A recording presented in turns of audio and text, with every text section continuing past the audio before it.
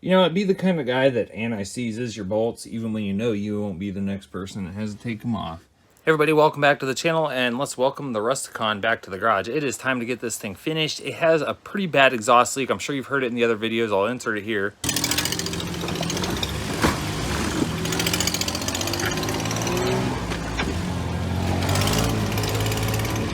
I had already started doing the work and I was like, hey, I should probably record this. So it just kind of starts abruptly, but let's get into it.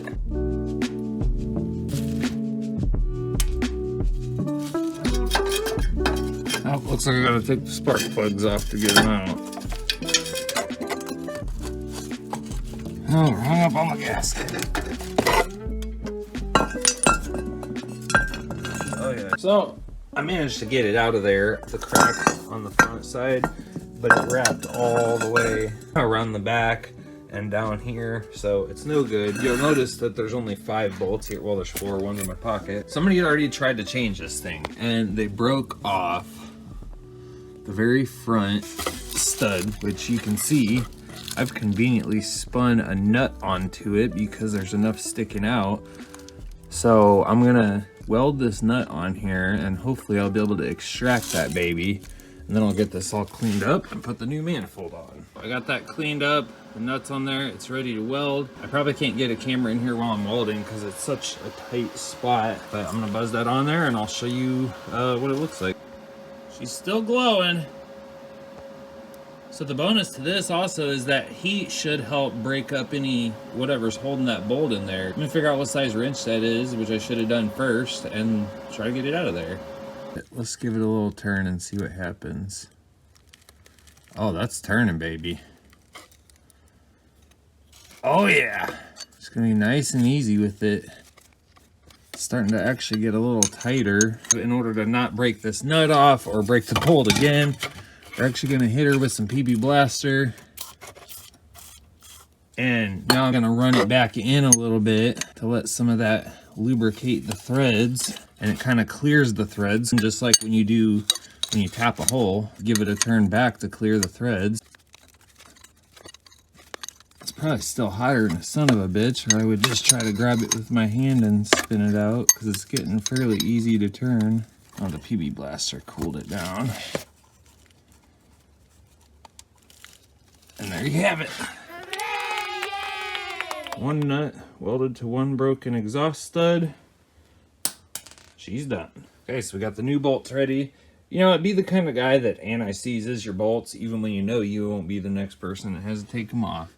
So that started up in there. I got 2 bolts started and then dropped the gasket down in there because it kind of hangs on those 2. And then I just got to replace these because I had to cut the one. The other one came off, but the threads are so bad it ain't worth reusing, but it's just a bolt and a nut, so we'll figure that out in a minute. These new studs I got on Amazon take a 12 mil head instead of a 10 mil. All right, there it is. It's all back together. I couldn't save the heat shield. It was just rotten and in pieces, so hopefully the spark plug wires don't melt. Let's go start it up and see if the thing sounds any better. Because if you've watched any of my videos about this thing, you know it sounds like trash.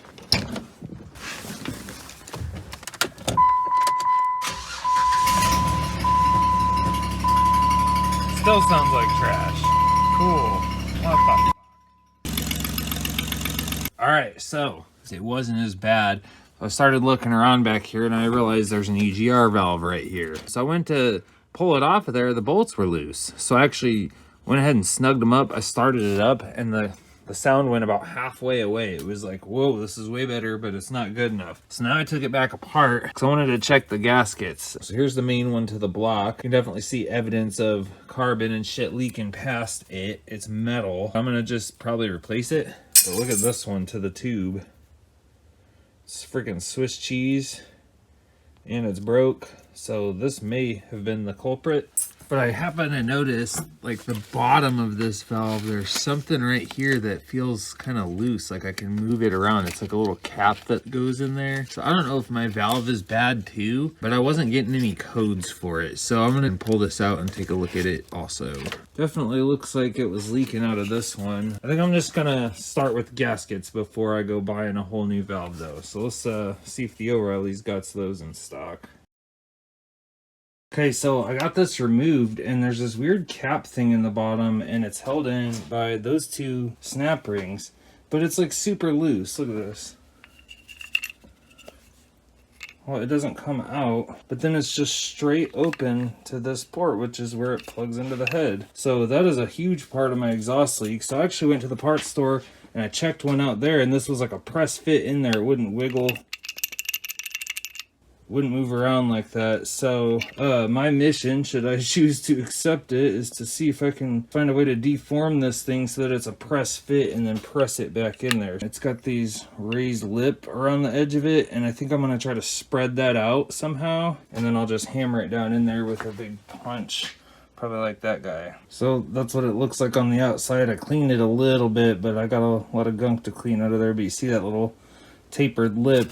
That's kind of where this guy is supposed to sit. It's just got a little rounded edge, so I don't know what happened that took this from being a press fit to a non-press fit. And I'm thinking if I can find something round set in here and thump with a hammer to just spread those sides out open. So I don't know, I'm gonna try to figure out a way. Talk about being Captain Cheap Ass, but the thing is, these things are like 150 bucks. I mean, there's some on Amazon for like 50 bucks, but the reviews on them are crap. And everybody said, oh, it lasted 2 weeks, or I had to change 3 of these in 6 months. And I don't want that.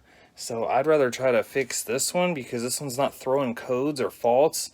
It's not inoperable, it was just leaking. So we're gonna do some redneck stuff. So some of my sockets have a little bit of taper. Now I hammered it on there, so now I gotta find a way to get that off, and then we'll see if that's enough or if I gotta like step up to the next one. Actually, I think I found the perfect thing. This hits the rim before it bottoms out, so that should open her up a bit. Let's find out. See if I can do this one hand and not lose it. Okay, so many moments later, we've got it back on. I'm holding off on buying a new valve till I see if this works. Yeah, I kind of forgot to keep recording, but I just pounded that thing until it kind of sat in there on its own without wobbling around.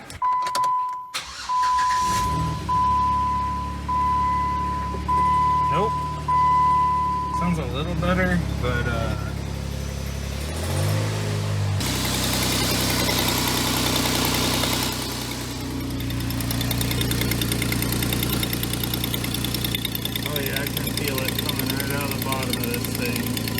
alright, well, it looks like I'm gonna just order an EGR, get that dealt with so that it's just done. I got peace of mind.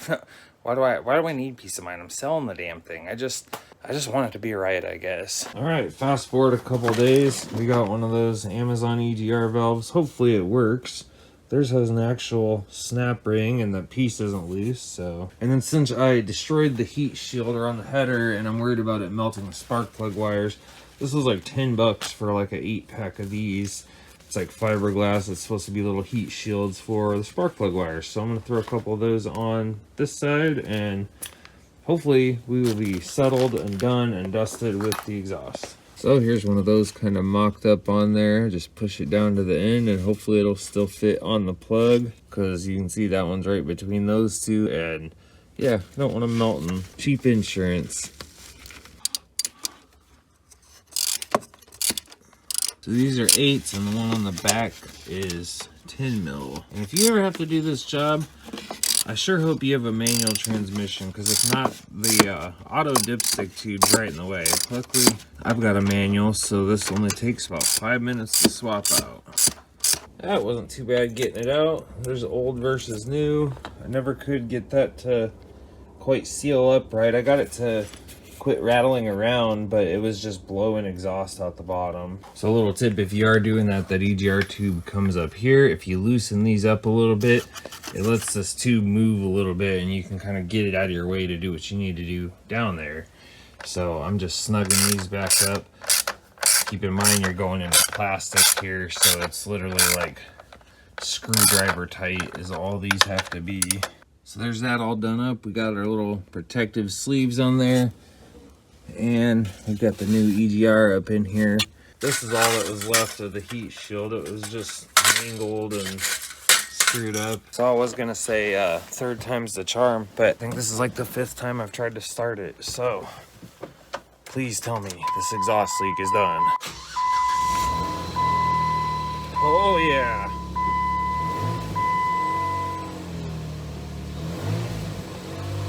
Nice. That definitely did it. She's not leaking down here no more.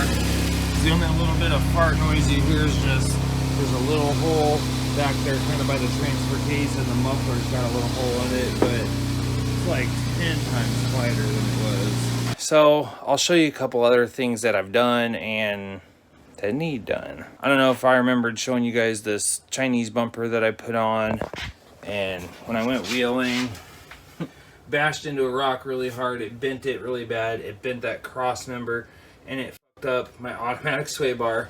And let's see if I can get down here and show you. But this is the automatic sway bar that Rubicons come with. This connector, the plastic took some damage here, and you can see that's like, so I don't know if the electrical connection is shot in here. I have not opened it up yet. That right there is as far as I've opened it. But after that happened, the sway bar light has been on and flashing ever since then. It does feel like the sway bar's connected, so that it's stuck connected and not disconnected. Boy, I can't see. A flashlight would have been swell, but you can see it cracked this housing and pushed this in. These don't really come off. They just look like little push rivets. So hopefully a wire just got pinched or something and I can pop this open and repair it and everything will be good, because these things are fucking expensive. I could go to town with some hammers and stuff like that and beat it back into shape, or I could just use this other free front bumper that I got from work. That was just somebody's takeoff. Kind of needs a few spots ground down and repainted, and it's good to go. It was going to scrap, so it went to my truck. But I replaced all this. I'll put some clips and time lapses of doing some of the welding, but I cut like most of the corner out, re-welded it in there, drilled the holes for all this stuff where it needed to be. I got these LED, they weren't working because the resistor was burned up, so I repaired it. So nice LED taillights, and then I bought these Bushwhacker plastic, so that way I didn't have to do paint match, because you know they don't make that color maroon and rattle can that I'm aware of, and even if they did I wouldn't be able to blend it. So now I need to put the rear bumper back on. The frame's all been like, I got the surface rust off, I recoated it, so the frame's good to go back here. And I've done a lot of the surface rust all along the frame underneath, but I haven't coated any of it and I haven't finished it. So that's like the other big thing I want to do. This is kind of a good idea of what a lot of this frame looks like. It's not rotten anywhere, it's just a lot of surface rust. I've wire wheeled this once, but it's kind of flash rusted back over.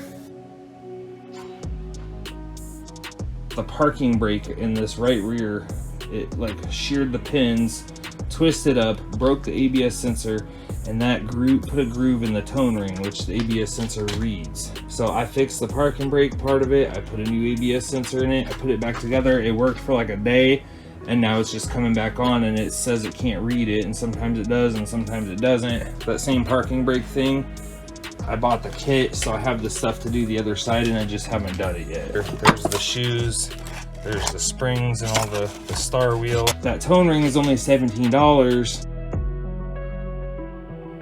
There's probably gonna be one more video on this Jeep, and it's kind of gonna be like the, here it is, it's done, it's for sale type of video. But anyway, thanks for watching the video, guys, and see you in the next one, whenever that is.